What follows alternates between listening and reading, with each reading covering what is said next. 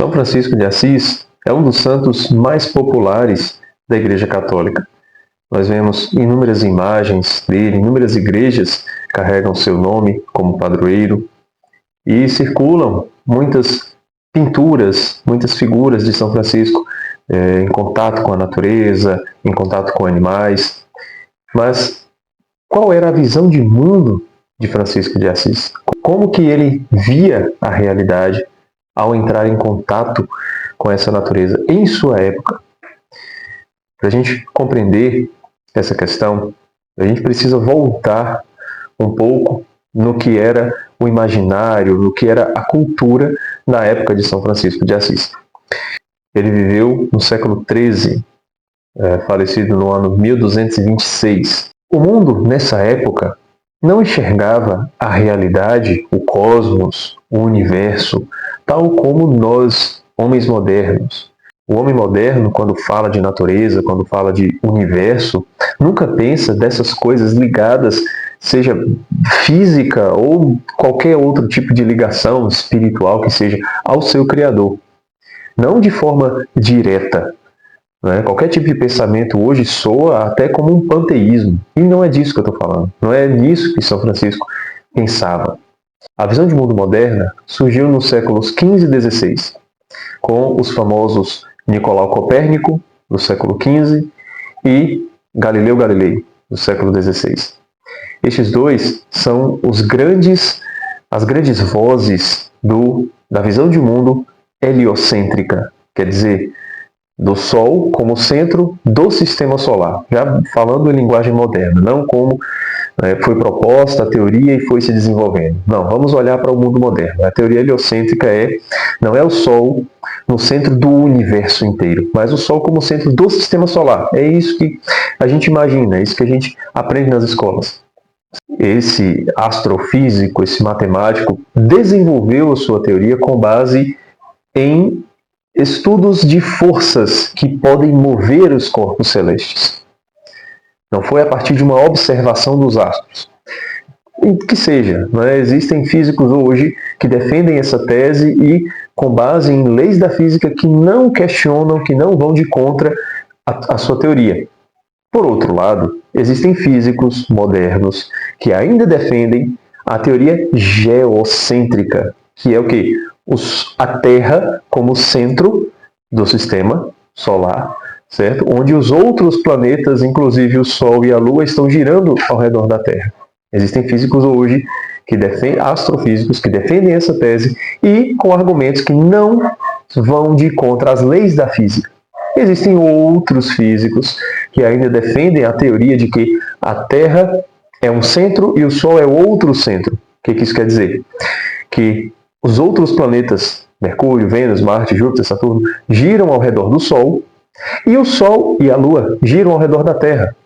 Pasmem, as leis da física também não questionam. E todas essas três teorias, que não são as únicas, podem ser observadas com cálculos e equipamentos. Qual é a verdadeira? Não se sabe até hoje. Existem discussões de peso ainda para tentar chegar a uma conclusão. Em todos os casos, essa discussão é muito moderna, está muito próxima da gente. Tudo isso é a nossa visão de mundo. Mas Francisco de Assis, lá no século XIII, não se preocupava com isso. Não pensava nesse tipo de coisa. Qual era, portanto, a sua visão de mundo?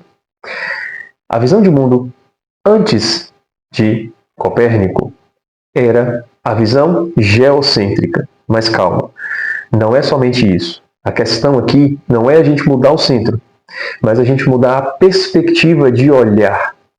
Tá? Quando a gente olha para o céu heliocêntrico, o céu com o Sol no centro, a gente não está olhando para os astros de baixo para cima. A gente não está fazendo uma observação da natureza. A gente não está percebendo o que a natureza tem para nos ensinar. A gente está fazendo cálculos a partir das forças que podem mover os corpos. Certo? Porém, o modo como não só Francisco de Assis, mas todos os estudiosos, todos os místicos, todas as pessoas que pensavam na época de Francisco, observavam a natureza a partir da sua perspectiva. Logo, olhavam para o céu da sua perspectiva, de quem está aqui embaixo. E quando a gente está aqui embaixo e a gente olha para cima, a gente consegue perceber o movimento dos astros. Não só o Sol nascer no leste e se pôr no oeste, mas a gente consegue perceber minuciosamente o movimento dos planetas, certo? Dos errantes no céu, do Sol, da Lua, de Mercúrio, Vênus, Marte, Júpiter e Saturno. E a permanência, o movimento em conjunto das estrelas fixas, das estrelas que não estão errando no céu, mas que estão girando todas mais ou menos juntas, certo? Como se estivessem fixas numa parede e essa parede estivesse arrastando todas elas. Essa era a perspectiva do homem medieval, do homem pré-copernicano. Mas um detalhe, São Francisco ele não se preocupava em pensar se essa era a visão de mundo correta ou se havia uma outra. O homem pré-copernicano enxergava a natureza dessa forma porque via não só no cosmos, não só no céu, mas em toda a natureza, inclusive nos animais, nas plantas, uma espécie de assinatura divina.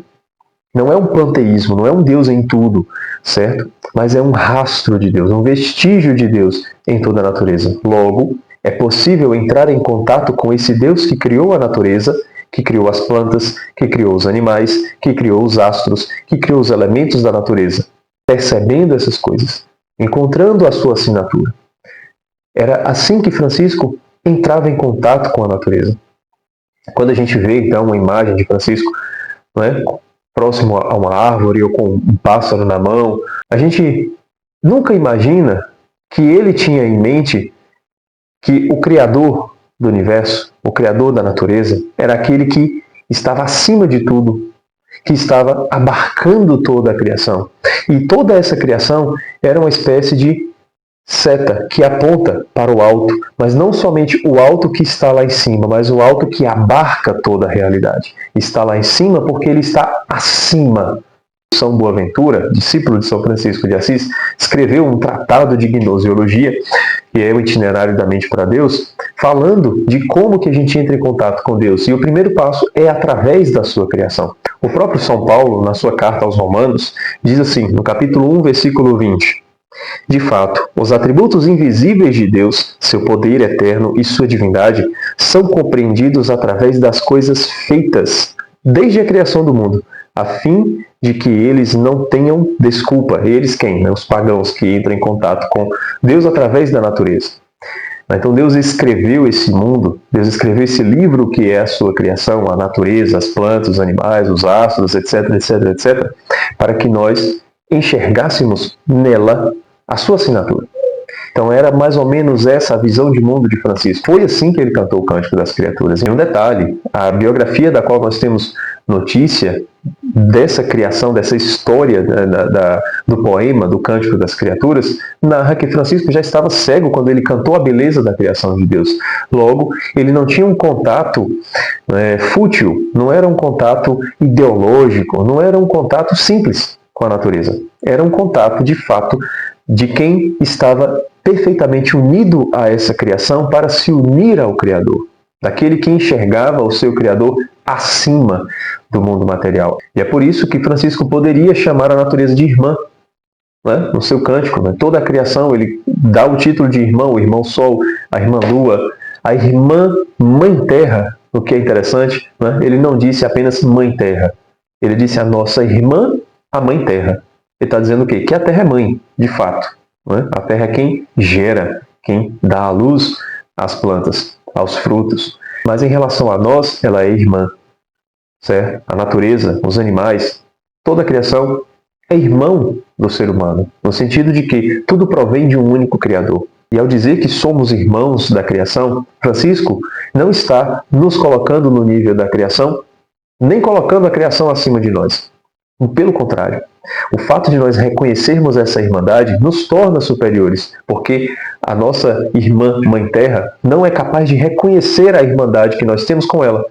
O fato de reconhecer, mesmo sem enxergar, na época que Francisco cantou esse cântico, já dá uma superioridade. Porque ao reconhecer a irmandade que nós temos com a natureza, nós reconhecemos o Pai dessa natureza. o Pai dessa criação. E de algum modo nós estamos nos unindo a Ele. E isso já eleva o ser humano. Eleva o ser humano de criatura para filho do Criador. Quando Francisco, portanto, se veste com aquelas vestes simples e humildes, ele não está se desapegando dos bens materiais pura e simplesmente. Ele está fazendo aquilo que Santo Inácio de Loyola nos ensina em seus exercícios espirituais, que nós devemos nos servir da criação até quando esta criação nos aproxima de Deus, e devemos nos afastar dela quando ela nos afasta de Deus. Francisco de Assis era um sujeito rico, era um sujeito apegado à sua fama, e quando ele fica nu diante de seu pai, né, se deserda e se veste com aquelas vestes, ele está renunciando àquilo que o afastava dele mesmo, em primeiro lugar, e em segundo, do Criador. O desapego, a pobreza, a simplicidade de Francisco não são puras e simples, não são ideológicas. Tem um sentido, tem um significado. Era o desapego daquele que enxergava nas coisas a assinatura divina. Se esta assinatura divina não pode ser reconhecida quando eu estou apegado a um bem material, eu devo me afastar deste bem material, para que eu possa entrar em contato com a natureza agora de forma verdadeira, de forma concreta. Não quer dizer que o dinheiro é ruim e a natureza é boa. Não. Mas quer dizer que toda a criação ela deve servir a um fim. Nos ligar ao transcendente que está acima, abarcando toda a criação. E é evidente, Francisco não podia, é impossível que ele tivesse um contato com a natureza semelhante ao nosso contato com a natureza, porque essa não era a visão de mundo da época. Essa visão simplista, totalmente desconexa do Criador, é algo muito moderno. É uma experiência que você e eu temos, certo? Mas isso está do século XVI para cá. Isso não era o pensamento antigo. A gente pode concluir, então, que o modo como nós enxergamos a realidade em torno, não só a questão natureza e sociedade, não só os bens materiais e a humildade, a simplicidade, o desapego, mas toda a realidade que está ao nosso redor.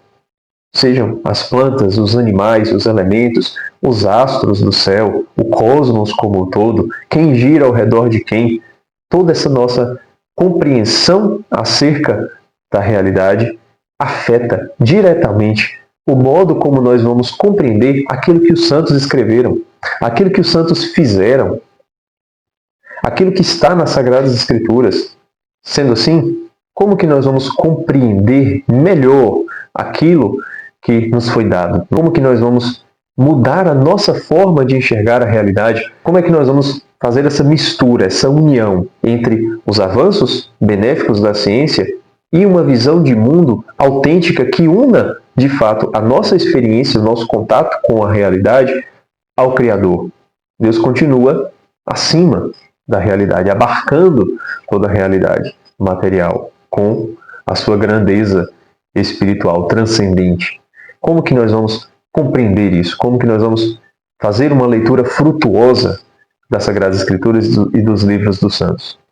É sobre isso que eu tenho procurado tratar aqui nos meus vídeos mais recentes no canal e que eu pretendo desenvolver mais à frente. Então, fique ligado aqui no meu canal, tá certo? Se você gostou deste conteúdo, não deixe de curtir, se inscreva no canal para que você acompanhe os próximos vídeos e para que esse conteúdo cresça e alcance outras pessoas, tá certo? Um abraço e até o próximo vídeo.